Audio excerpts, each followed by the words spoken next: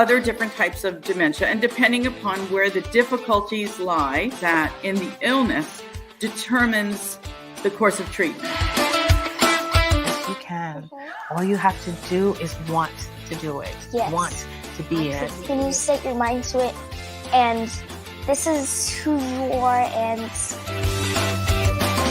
the grown men. We have the youth that we need to mentor, and we need to inspire, and we need to motivate. But I know, as a recent conversation between you and I, that you're also in the business of motivating grown men. Through that, I'm supposed to see God in it at every turn. So me going to the Sea of Galilee was to remind me of that, to refresh myself of that. It is all under control, that He does have it.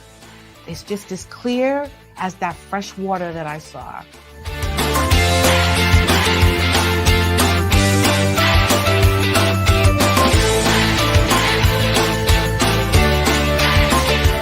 You're Our Unity, hosted by LeShawn Walker, Tuesday nights, 6 p.m. PST. Welcome, everyone, to You're Our Unity, a show that wishes to spread a spirit of peace and love in the world, one conversation at a time. We want to encourage you to take a walk. Take a walk and reflect on who you are and how you came to be, and where you came from. Take some time and remember the people before you, your ancestors, your great-grandparents, and all that they did and all that they sacrificed for the very person that you are today. Stand proud in that person, love that person, because you know they prayed for you and all that you are today. If you were privileged, please enjoy the successes and enjoy the beauty of your life. And if you went through some challenges, use those challenges and adversities that they experienced to strengthen you today. I am your host, LeShawn Walker. I'd like to welcome you in. Please like, share, and follow. Let everyone know we're on. Tag a friend. Go out and share it to the world that LeShawn Walker and Your Our Unity is on right now. We are so happy to have you here. We have an amazing show. It's been an amazing week for me, actually. I had a busy weekend this past week. I jumped into June just like, I don't know, like I'm on fire. I am ready for all that this month has to offer. I'm ready to celebrate the amazing things that my people have accomplished and are doing in this world. I want to also celebrate the fathers as well, so we'll be hearing from them a little later. But yeah, it's been a busy week, and I hope you guys, jumped into June with that much fire as well, and that you're enjoying every minute of the weather, even though it's not that great today. There has been some sunshine outside, so I hope that you've been soaking it in. I hope that you've been walking proud in who you are and everything that you've accomplished thus far. And I hope that you're also standing in all the dreams that you have. And I hope that you pursue it with passion. So today I'm going to share with you what I did this past weekend. So this week in Unity in the Community,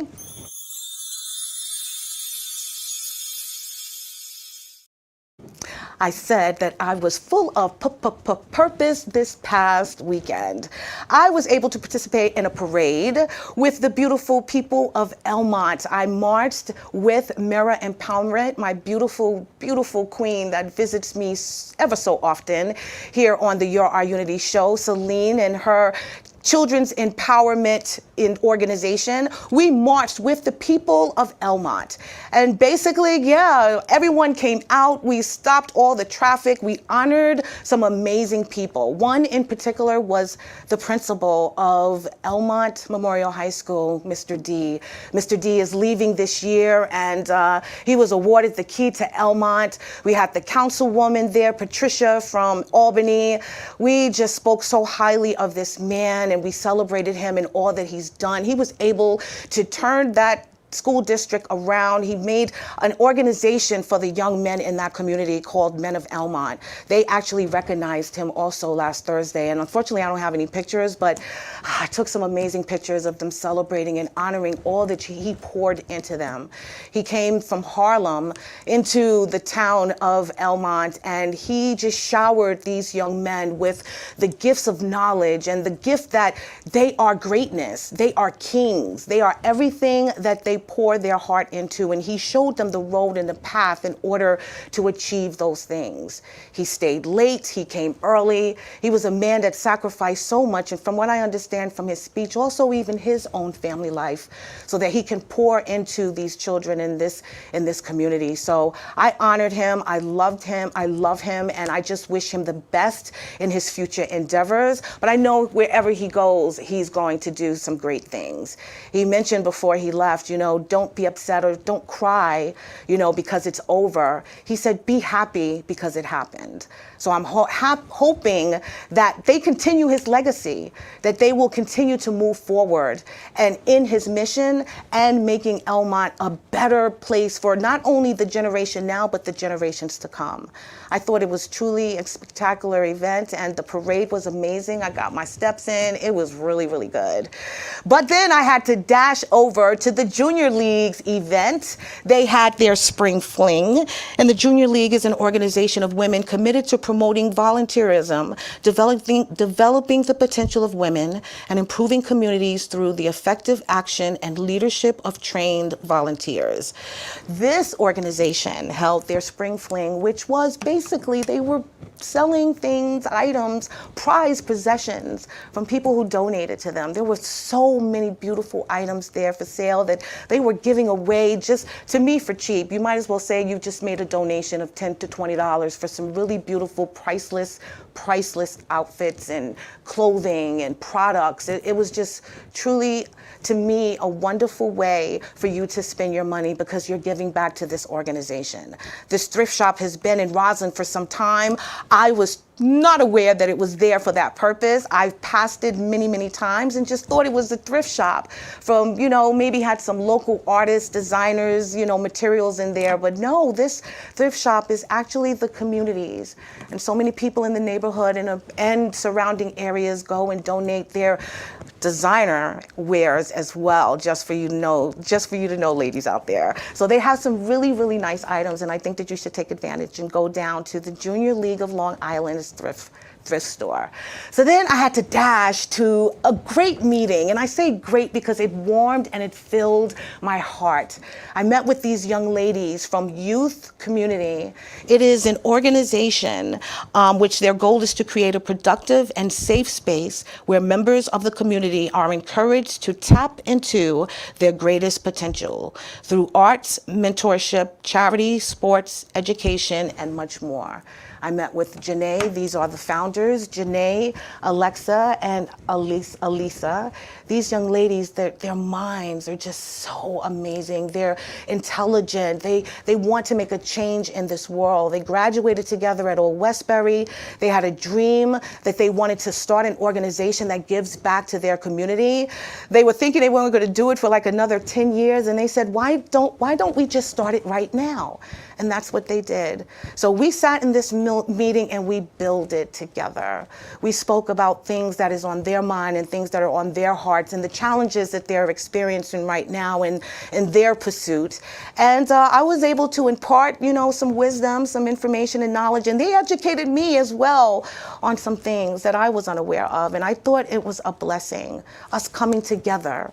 Their mission is to bridge the gap between the leaders of today with the leaders of tomorrow. And that's the message that I actually got. And that's what my whole weekend was all about, was moving the needle forward, passing the torch, remembering where we came from, but also honoring those after us, celebrating them and pouring into them. That's what we're going to be doing today as well. The conversation I'm going to have with you today is about honoring our ancestors. Juneteenth is coming, and we need to stand on our greatness. The ones that came before us paved the way for us to realize everything that we were created to achieve and be. And if not for the grace and the will and the mercy of God, there is no reason why we cannot achieve those things. So let's step into our kings and our queendom. Let's live that out every single day. These young ladies and the people that I met this weekend, they were all just about inspiring and creating this community of peacemakers, peace builders, compassionate and loving people who are all in it for the same mission.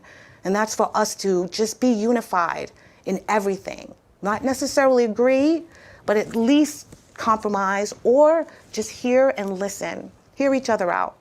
That's what me and the youth community had this weekend. We hashed it out as women to women. We're going to be doing some great things together. So I want to talk to you today again about a wonderful woman who's also doing that, building bridges from the old generation to the new. She has personified it in the way she moves and what she wants out of life and what she's doing with her life right now. We're going to speak to Christine Dixon. And the name of the show, or the title, is Walking with Our Ancestors. For 10 years, Chris Dixon has been directing, producing, booking, and starring in the award-winning one-woman show, Harriet Tubman Herself. It started for the New York City actress with a small 4-show contract back in 2008 to perform the show, Harriet Tubman Herself, by the playwright Mona Murphy Martell. To her surprise, the bookings just didn't stop. In churches and schools and children's museums and performing arts centers, her one-woman show kept on rolling. Now, several years later, Harriet her one-woman show is pretty much a full-time gig, and the actress is booked, blessed, and busy. Chris recently opened up for Dr. Elizabeth Eckford from the historic Little Rock Nine, a performance she will always cherish. She worked on numerous television shows such as Law and Order, Orange is the New Black, and Amazon's Mr. and Mrs. Smith, starring Childish Gambino, to name just a few.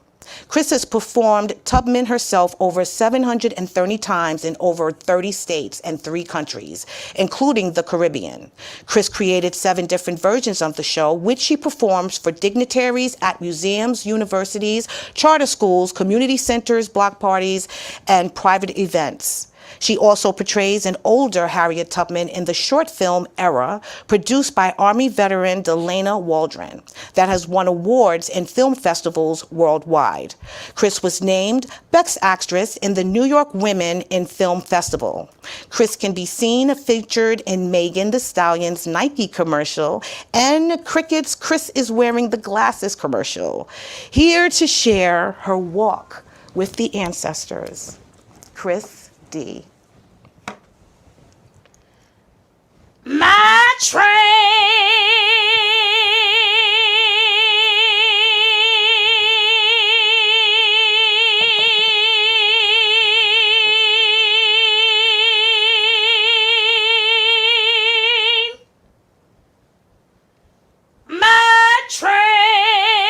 is heading for freedom. My train.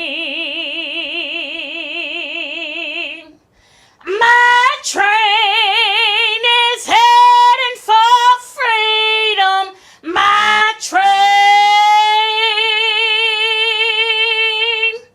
When folks get on board, it is always nighttime. When they get off, it is such a bright time.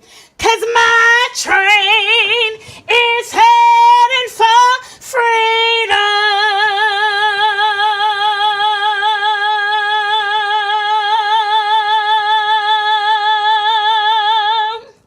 My train.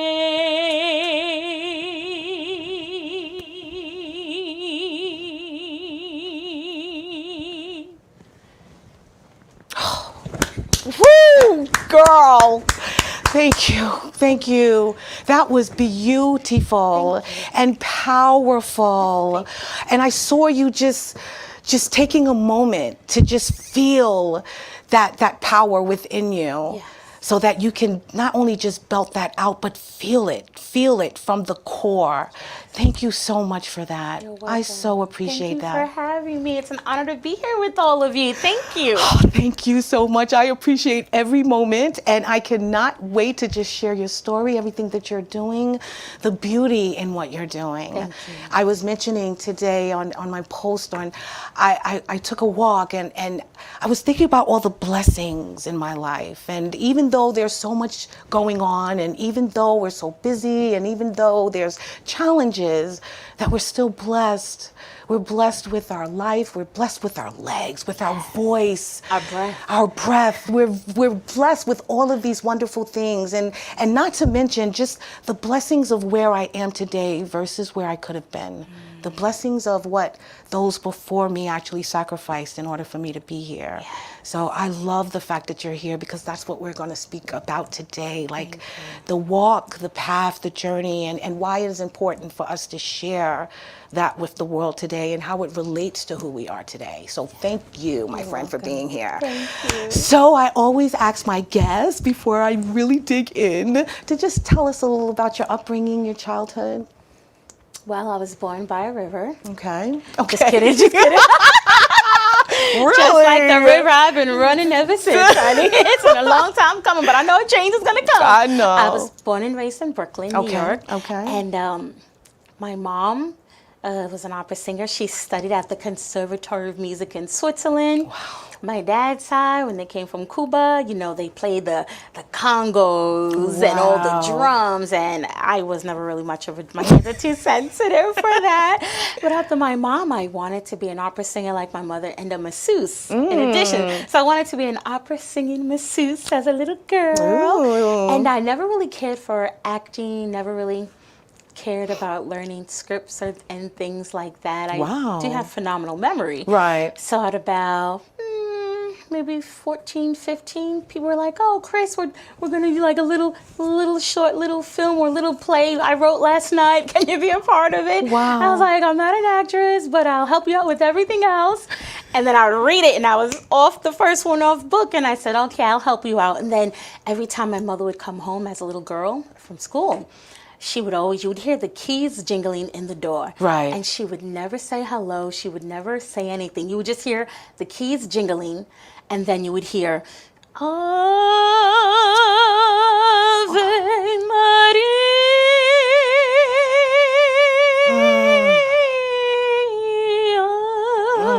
And then I'd run down the stairs, "Mommy's here, Mommy's here." And I'd run down the stairs and just start singing with her, "Grazia plena Maria, grazia plena."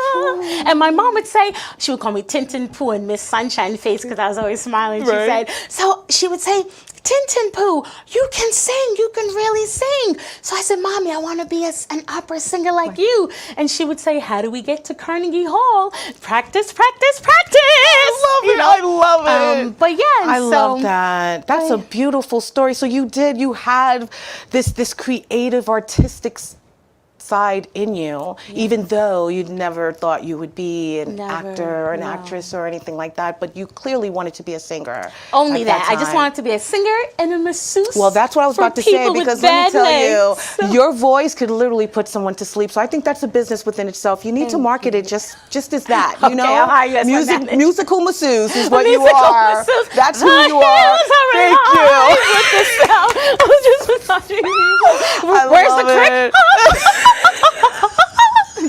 I love it. I love it. I'll think about it. No, you really do. I might have a market in Vegas. Let me see. I'll think about it. I'm in Vegas every 3 months, so we'll see. Oh, no, I really do. I think that is a wonderful talent. And the fact that you love to soothe people, because that's what masseuses do. They soothe them, calm them. And that's what your voice does. So now you realize you have this voice. You're obviously can act. People are asking you all the time, can you perform in their plays or anything like that? Probably because I was a cheap hire. I don't know if it was because I could act. No, maybe because I was a cheap hire. No, it's because you what, you'll feed me? I'll do it, Bobby. Let's do it. You had it, and they saw that you had it. Well, I didn't see it. Look at you now. They saw it, and that's why they were asking you all this time. So as you were doing it, did you sort of get the bug, or you really? No, I still don't have the bug. Wow. No. See, so okay, I know what I do is acting and all that jazz, and I do not Yes. like labels. However, if I were to label myself, I am an edutainer. I educate you as I entertain you. So my thing is mostly, how can I educate you, but in an entertaining way, as Right. opposed to, I can just pick up a book and, this is Harriet Tubman, Yes. was enslaved. But there's more to her than that. There's more to me than that, you know? Right. And I just, it's just... That's beautiful, though. People keep offering me roles. I'm like, will you feed me? Well, obviously, I think it's because of your method then. You embody the character. You take on their weight. You take on who they are. You, from what I saw, you really just transform yourself to that moment. So, finally now, because I know there was, a path that you took to this place right now. Well, we want to speak about Harriet Tubman and how you arrived. The blood, the sweat, We the want to tears. know how you arrived at that moment. I did not want to be an actor, but I'm an That's great, how I make my living amazing now. That's singer. how I make my Exactly. living. That's- Now I'm an edutainer. You get this grant. You take on this responsibility of sharing with the world the story of Harriet Tubman. How did that come about? Long story, really long story. Well, long story medium. Yeah. Hollywood book and theater critic, Morna Murphy Martell. She was also the editor-in-chief of the Hollywood Reporter for approximately 15 years before Billboard came in and bought it. Okay. And it became very corporate, so, she decided to part ways. And she focused more on writing and playwriting. However, when she came to America at 13 from England, Wow. born in Ireland, one of the first African American women she read about was Harriet Tubman. And so she said, when I make it as a huge acting sensation in America, I'm going to write this woman's story. Wow. Her first job in America was opposite Billy D. Williams on Broadway in A Taste of Honey. Really? And so, yes. So they toured the country. Billy D. Williams brought her to the West Coast, introduced her to his team. She got signed on. And then from there, she kind of wanted to focus more on the writing. She was an understudy to Angela Lansbury on Broadway. Wow. And then she got the job to be the editor-in-chief at the Hollywood Reporter. So she would be at events and Betty Davis would walk in. She was at another event. Josephine Baker walked in. Yeah. Anyway, long story short, so fast forward approximately 50 years later. So she met a young man. Right. Ralph Martell from Brooklyn. Okay. Just an amazing composer, lyricist, writer. He's Rodgers and Hammerstein in one. Right. Just a brilliant man. So he could write any song, any theme, anything. So Morna would write plays and he would do the score. So they ran a theater in Hollywood for approximately 10 years. Wow. And then fast forward decades later, Right. Papa Ralph Martell decides, let's go back to the East Coast. And then our paths cross. Now, while they're transitioning to the East Coast, my family's telling me, you're really not that great, for one. You're kind of a little butterball, for two. And seriously, and for three, I had a terrible stutter speech impediment till I was 13 years old. Wow. So when I would sing Ave Maria, I would kind of, my nose ring, I would kind of get stuck because it's Wow. And my mom's like, you can hold that note, honey. I'm like, I can't. I'm stuck. I'm stuck. Oh my and so I never thought that I would be speaking for a living. Right. And my mom and dad took me to so many speech therapists and linguists. And one day my mom sat me in the kitchen and said, tell me, how was your day? Oh, she's like, stop. Don't tell me your day. And she said, your mind is racing and it cannot keep up with your mouth. Yep. So my mother said, try to do this. For every word, touch your fingertips. Wow. But I know you can't go through life touching your fingertips, so keep your hands in your pockets. Wow. And so I did that for approximately 3 years. Really? And it worked? It worked. And it was hard because freshman year in high school, I was always smiling, yes, but I was afraid to speak because I didn't want to be I was 4'11" and size 11 shoe. Yeah. And so, you know, they were like, freshman Friday, we're going to beat you up. I'm like, no. Mama said, no, don't you dare. I can laugh about it now, but it was horrible back. Look, my tiara was falling, my nose ring. It was horrible. But anyway, long story short. So, yes. And so, fast forward over 4 decades later, they moved to the East Coast. My family's telling me, you're too much of a butterball, you're too short, you know, you don't really, can't really sing. And so I'm like, let me not tell them my dreams and aspirations. Right. And I just kept it to myself. And so one day, I was living around the corner from Brooklyn College. I said, okay. So this is exactly what happened. I went outside, there was a patch of grass. And just like this, I said, Allah, Buddha, Yahweh, Yeshua, universe, the infinite one, the holy one, baby Buddha, I know something exists that is greater than me. I don't know what to call you. I don't know what your plan is or your path is for my life. But if it's not show business, remove this passion from my heart. And my family's telling me to go to law school, go to med school, be a banker, be an RN. Oh, wow. Just get married and be a housewife. I don't want to do any of those things. I just want to use my voice. But if it's not your will, give me another sign. And you have 30 days. No, I'm serious. That was my exact prayer. And I'm looking up. I didn't break my eye. I barely blinked. I'm just looking up to the heavens. It was a beautiful sunny day. And I said, you have 30 days to give me a sign. And if this is not your will, put any other passion and desire in my heart, take it away from me for good, dispose of it. If this is not your will, and you have 30 days to give me another calling from my life. And then I said, amen. Oh my Lord. And then, and then you just went on your way. Yes, and the agreement was, I will not read any Hollywood Reporters. I will not read any publications from show business. I will not do any auditions. I will not even speak about show business to anyone. And you have 30 days. Yeah. And then I said, amen. Yeah. I went upstairs. I took a bath. And for the next 30 days, I took a bath. I went to bed. I took a bath. That's all I did. I took a bath. I went to bed. I took a bath and went to bed. 30 days later, checked my email. Nothing. Wow. 31 days later, nothing. The 33rd day, nothing. The 34th day, I said, hey, wait a minute, Yahweh, Yeshua, baby Buddha, Jesus, Allah, I gave you 30 days. My mother said, you want to make the creator laugh, tell him your plans. So I said, well, fine. Then. You didn't tell me to leave show business, but you didn't tell me what you wanted me to do in my life. So, and then the 34th day, I checked my email. We're having auditions for an interactive musical on Staten Island. Can you please attend? I said, oh, thank you, baby Buddha. Thank you, baby Jesus. Thank you, baby Allah. Thank you, baby Yahweh. Thank you, baby Jesus. Yes. And then, and I was actually late because I forgot it was that day. And I slipped. I was stuck in the rain. My mascara wasn't waterproof.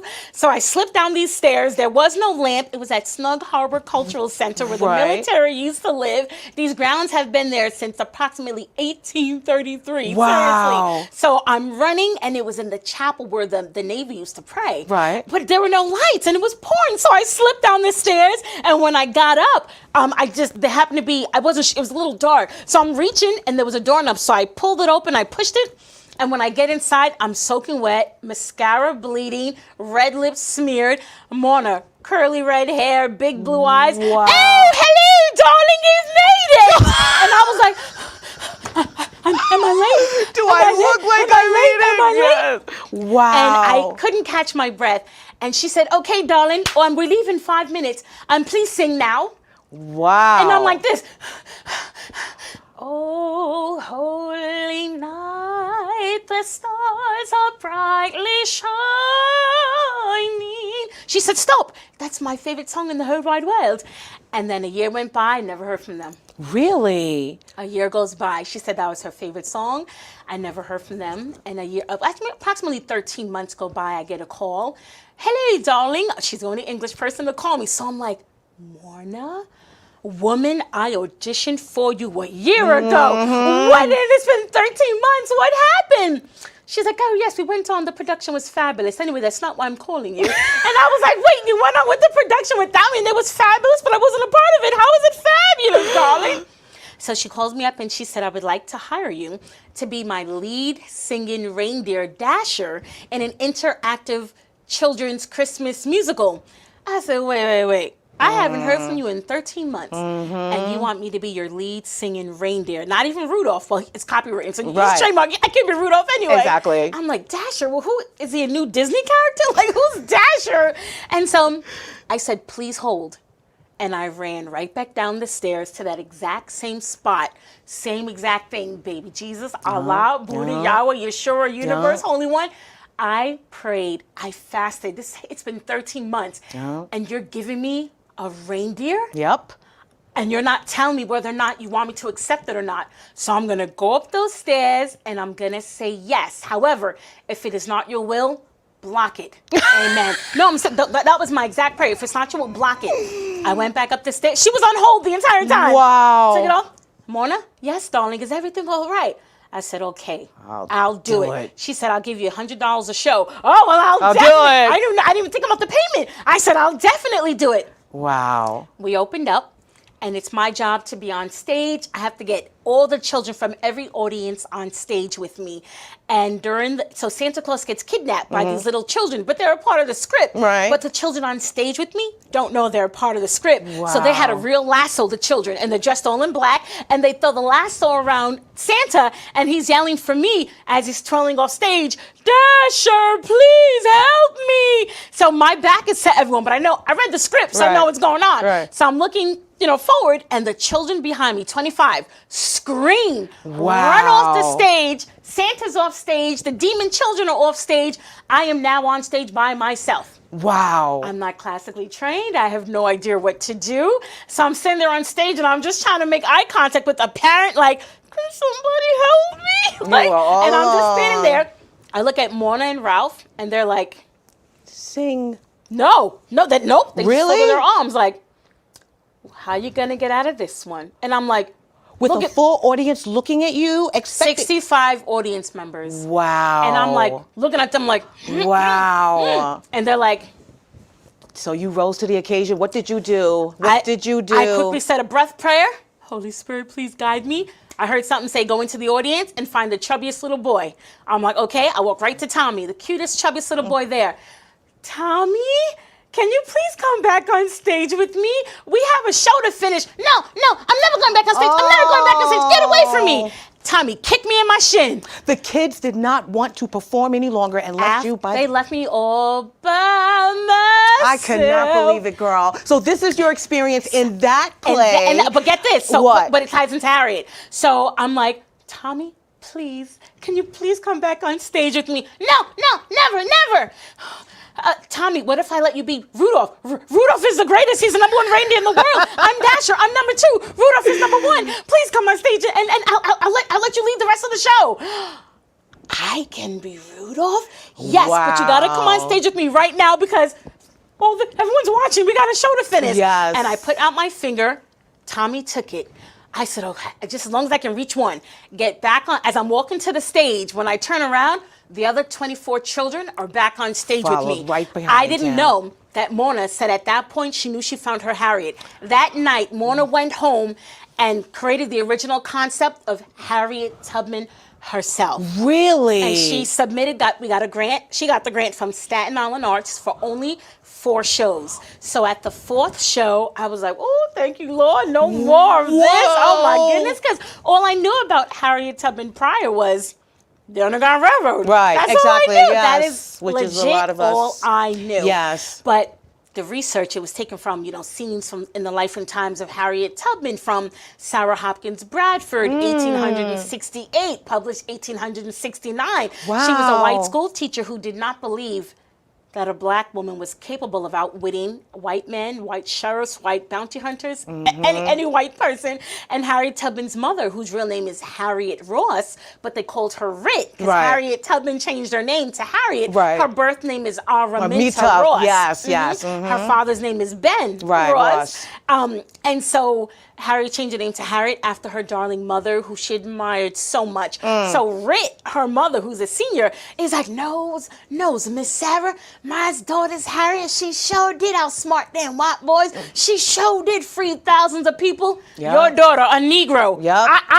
I want to meet her and interview her myself. Yep. And so they sent message through song, because our ancestors, we usually sent messages through songs, Right. and the overseers and masters wouldn't spiritual. understand. Yes. Like, wade in the water. That told our Yes. ancestors to travel through the waters, Yeah. because dogs cannot follow a human Yup. scent through the water. And our ancestors always traveled with black pepper Yeah. and raw onions. Do you know why? Why? So we chow with black pepper, we sprinkled it behind us, the dogs Would would sniff lose it, our yes, scent. yes. After we'd come out of the water, we would take the raw onions, rub it over our body, bodies. and The take away onions our would scent. get into our pores. Yeah. Once again, they would take away our scent. And the fried cornmeal, the hush puppies, we would throw them down and it would make those dogs Go hush. away. That's right. It make them hush, That's baby. right. You know, so we always travel with black pepper and the raw onions. And so Harriet Tubman went, she did the interview, she still didn't believe her. She said, who are your two closest friends in life? She said, Frederick Douglass and Captain John Brown. And Sarah Hopkins Bradford said, I want a letter of recommendation from Captain John Brown, a white man very Right. revered, and Frederick Douglass, a black man very revered amongst blacks and whites. He lived in Ireland for many years. And so Harriet Tubman had to meet with them and get them to write letters. There were men and one was white. So Sarah Hopkins Bradford did not believe anything Harriet told her. She had no reason to lie. Wow. Until she read Captain John Brown's words and Frederick Douglass's words. And then all of a sudden, And she was had like, credibility. Darn, Negro, you really did. Yeah. But at the time, Harriet couldn't read, so she couldn't read what Sarah Hopkins Bradford wrote. Right. So some of the violence, like Harriet Tubman said, when you deal with a snake, you never just wound it. Yep. You have to cut off its head. Yes. That she left out. Harriet Tubman had to pop a few people.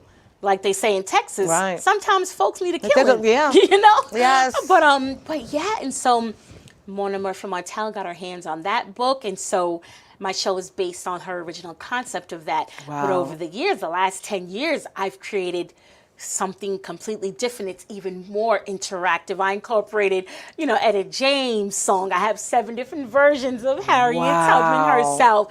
And I perform for everyone. The majority of my audiences are white people, which is great. I think that is great. And the fact that your message and what you're showcasing is reaching them. Let me ask you, what are they saying by about your performance? Because I know it is that beautiful, powerful song that you start off with, but take us, through a performance and an actual performance. Okay, so this year I hit the 700th mark. So February 1st, 2023 was my 700th show at the Santa Barbara Maritime Museum. So I drove there.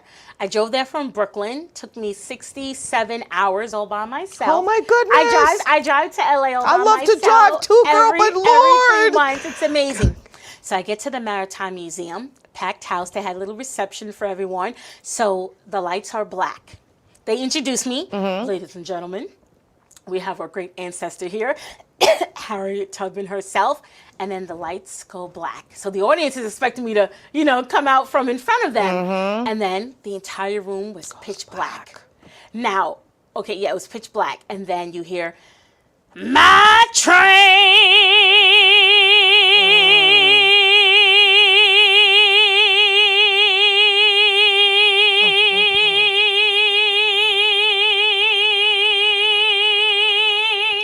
I come walking from the back of the house with my lantern.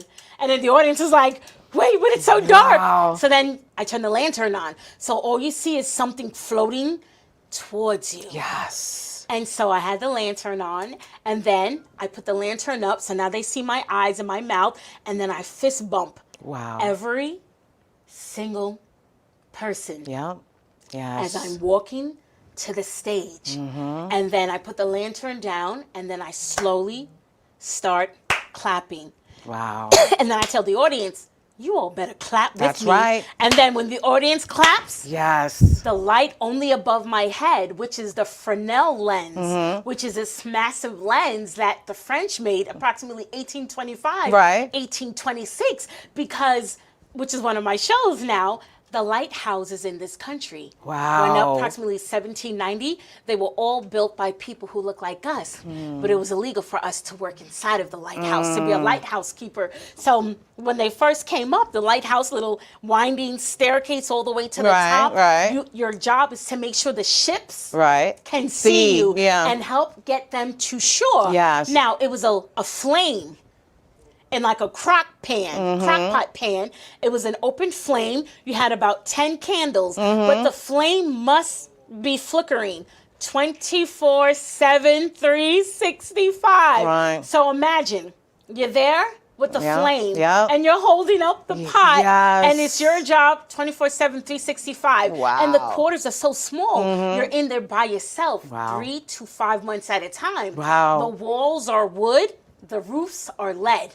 No one knew about lead poison at the time. Right. And then, so you're holding that flame. Right. With this beautiful With this- light. Yes. And you're flickering. holding it so that way the lights can see. But every time the flame would go, the wick would burn down. Right. So then you have to quickly light more candles. So then from there they went to, okay, let's get a lantern with the real open flame. Right, right. So now your job is to hold it there with the real open flame. And you're still kind of like getting sleepy and the walls are wood. So your job is to make sure it does not catch on fire, the lighthouse. Wow. And it did numerous times. And because the ceilings are lead, in London, there were many accidents where the lead ceilings turned to liquid. And because the men are looking up, they actually ingested the liquid lead. And it actually formed like a little brick in their stomach. And that's how the gentleman died. But just amazing story. Well, it is. But My the goodness. point But the is- light, yeah, yes, but from the light. Is the light above my head is a Fresnel lens that finally the United States government incorporated during the Civil War. Right. So as opposed to our people holding, well, it was illegal. November 1st, 1863, the United States Department of Treasury made it illegal for any person of color to watch the lighthouse. Now we could cook for you. But wait, I need to understand. When you're on stage and you have this light coming down on you, when you are performing as Harriet Tubman,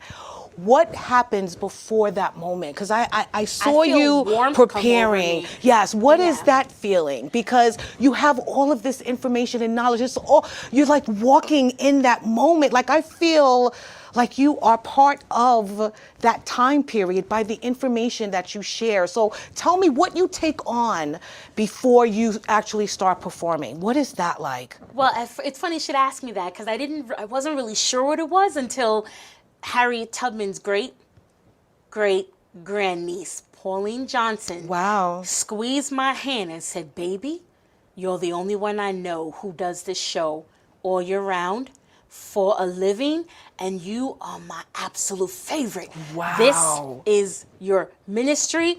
This is your calling. This is not a job. Yep. This is your life's mission." Yep. And I said, "Oh dear, I feel a little bit of pressure, but I got the seal of approval from Harriet Tubman's living descendant. Yes. It doesn't get any better than that." How did that make you feel? Like, what did that? It made me feel like you better never suck. Yes. Chris, you better drive the Cadillac, lines, pace. Don't you ever suck. Don't you ever stop. Don't you ever suck. Not stop. Suck. S-U-C-K. She said, don't you ever suck. And oh my God. But so I guess that made me more cognizant of, because I would just, put on my costume and go to the back and wait for the intro and my train. But then after Pauline Johnson said that to me, I was more cognizant, so I started putting on my clothes even slower. I did about 200 shows completely barefoot. And this lantern is a gift from the Whitney Houston Academy. They love my show so much. They're like, "Please take this everywhere you go with you." So we've been to 29 states and 2 countries. This lantern, if you could speak, baby. I know the stories they could tell. Yeah. And so after that, after every show, so that was my 200 show. Right. So that's 500 shows ago. Right. I met Pauline Johnson, Harriet Tubman's great-great-grandniece. Wow. And so I noticed that after I would close my eyes, take a deep breath in, 4 counts, exhale, 4 counts, I would feel, I don't know, I felt this warmth come over me. And then it felt like, I don't know how to explain, but I felt this warmth come over me and something warm would happen in my stomach. And then I'm by myself. Right. I would hear, go.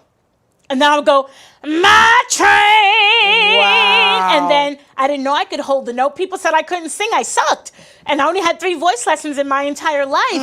And so after the show at the Santa Barbara Maritime Museum, February 1st this year, I have a question and answer session after each and every show where I stay in character as Harriet Tubman. Wow. And the question, the woman, Mary, she raised her hand, and she said, when did you know you had a powerful voice? Wow. 5 years ago, Mary? They're like, oh, stop it, you had a powerful... Yes. But no, but people, like my family said I sucked. Yeah. But yeah, and so... You got a voice. You was just afraid to use it, girl. Maybe I just... Yeah, maybe it wasn't... maybe I was afraid to use it, but maybe it took them, Mama Morna and Papa Ralph. They've never had children, so I refer to them as my parents now. Right. My parents are gone. That They joined the support, ancestors. yes. That support. So every 3 months when I drive to LA, I take them food shopping. I take them to doctor's appointments, Oh, my clothing God. shopping, whatever. I'm their daughter. They are my parents. And it's I love funny, it. you know, she's Irish, she's Italian, so when you see us, people think I'm their home health aide. Right. And they're like, this is our daughter. Your daughter? But she's so dark. What do you mean she's your daughter? They don't And get so it. I'm like, you can just tell them you adopted me. Exactly, You know, because and that's so, literally... Yeah, basically it is what exactly, it is. it is She what it actually is. filled out the paperwork and everything my to adopt God. me. But I yeah, love that. I and so- love that story is really amazing because again, something that you wasn't expecting to be No. doing, but then you went on this path and you embodied her, you researched her, you know so much about her that you have even mentioned that people think you're her, which is Yeah, the children. Yes. During the Q&A, I'm like, children, when did I die? Yes. What? What do you mean Yes. you died? No. They're 6 years old, so they actually started crying. Oh, I my said, goodness. baby, Harriet's here, baby. I didn't Yes. go anywhere, baby. I'm right Oh, here. my I'm right here, God. baby. Well, what do you want them to learn? What do you want us to learn, about this one woman show and the reason why you've taken on this role of bringing her back to life? Yeah, well, I didn't mean to do it. I It's know, not but my you're fault. doing it very well, my thank you, but friend. after each and every show, word of mouth. I've only promoted the show on Facebook as far as like an actual promotion once in my life, and that's when I started off Broadway last year. And every show is word of mouth. After each and every show, I receive 7 to 15 bookings after each and Wow, every show. that is I don't amazing. even use social media. And you're meeting all of these Amazing people, actresses and yeah, actors Angela and the Bassett was like, business. "You're Harriet." I'm like, "Yeah." Exactly. Steven Spielberg said, "You're Harriet." I said, "Steven, don't let the red lips and the tiara fool you." I said, "I clean up nicely on the plantation, darling." Even Nicolas Cage was like, "You're Harriet Tubman." I'm like, "Yes, darling." And being with Michael Kenneth Oh, my Williams, may he God. rest in peace, from Yes, The Wire yes, and I Boardwalk saw, Empire, and just a darling man. And he's Yes. like, "You Harriet Tubman." I'm like, I know, darling, I know, but Do you yeah. get lost in her? Do you? I do. I don't You even. do. So when they applaud, like, so the last, okay, so 730 shows, the last 725 were standing ovations. Wow. And they're not, it's not my Yeah. ovation, it's Harriet's. 'Cause Yeah. I still feel like I don't know what I'm Yeah. doing. I'm just showing up to have fun. Yeah. I'm just showing up to remind everyone, look at what Harriet went through. Yes. No car, Yes. no social media, Yeah. no bank account, Yeah. no savings, Yeah. no education. Yeah. Look, but her faith. Yeah.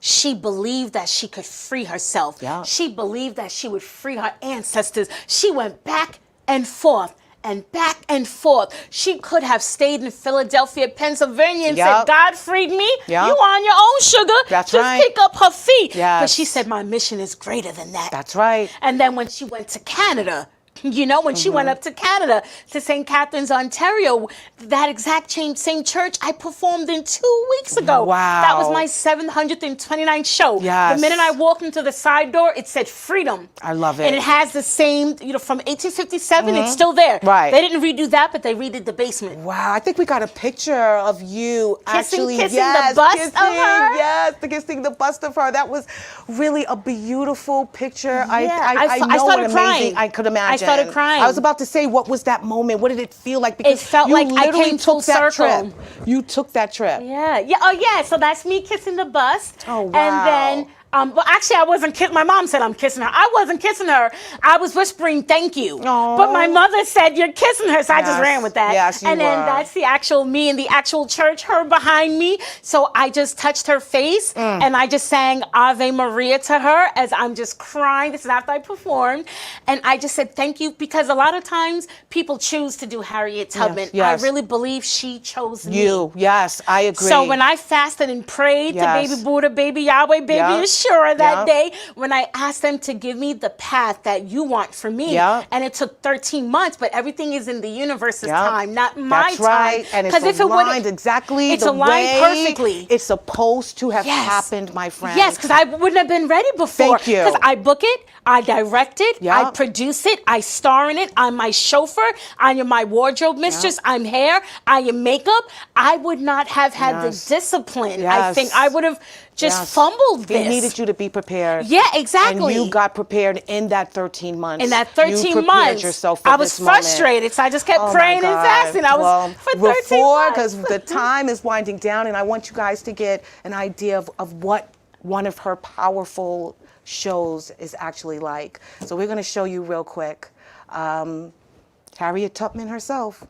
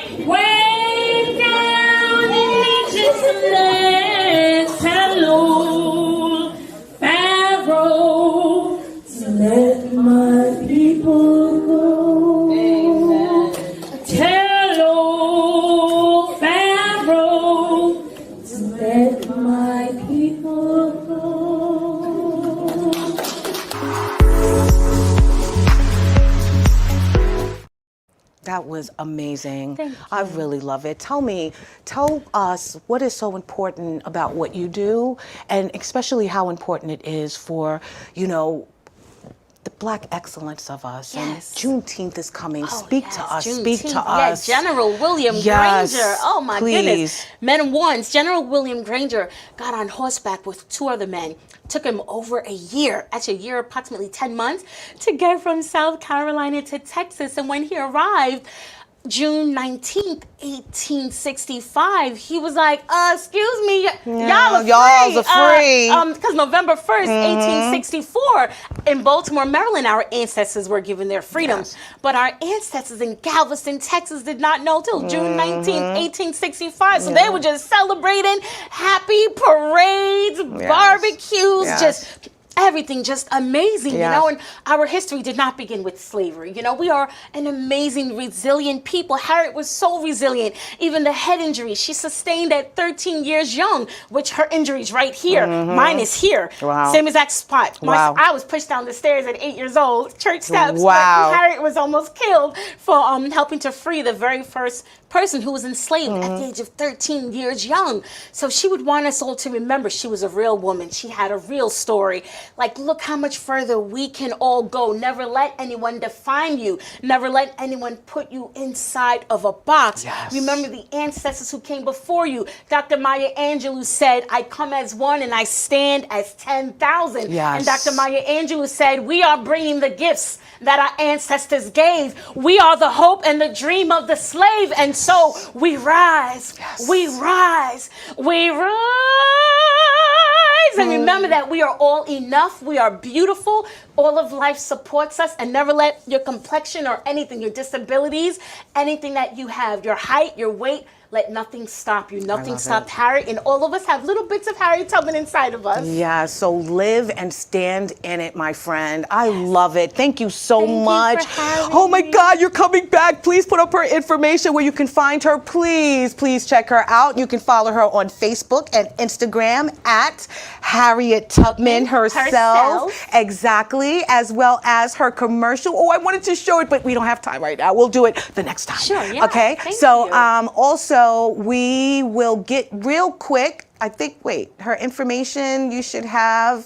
Oh, all right. Well, maybe we'll do it before the end of the show. Harriet Tubman It's herself. at Harriet Tubman, exactly, And herself. email Harriet Tubman herself at gmail.com. So Yes. everything is Harriet Tubman herself, HERSELF. All right, Oh, there yeah, we that's the go. website. Yeah, there you go. That is perfect. Thank you so much, Thank Chris. you for I so having appreciate me. you. You're amazing. Oh, you are amazing.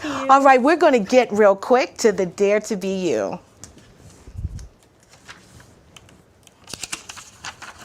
And the Dare to Be You is, we inherit from our ancestors gifts so often taken for granted. Each of us contains within this inheritance of soul. We are links between the ages, containing past and present expectations, sacrificed memories, and future promises. I love it. That's exactly what we spoke to today. That's exactly what this woman has just been transforming herself into every show, every moment. I appreciate you and everything that you're doing and sharing with the world. And I hope that we see the beauty in the work that she's doing, the education, the information, the knowledge, and just the wisdom that you're imparting to everyone with what you're speaking and what you're singing from your heart. So I appreciate you and I appreciate everything you do. Please check her out. Follow her at Harriet Tubman herself on Instagram, Facebook, as well as her website. Thank you guys so much for tuning in to another wonderful episode of Our Unity. It has been a blessing to be with you this evening. I want you to have a wonderful week. Please remember that peace and love is in the palm of our hands. Let's go out there and be some love, share some love, and just spread an abundance of love. I love you. I want you to have an amazing evening as well. And we're going to say good night. Chris, you want to sing us out? When folks get on board, it's always nighttime. When they get off, it is such a bright time. My train, well, our train is heading for freedom.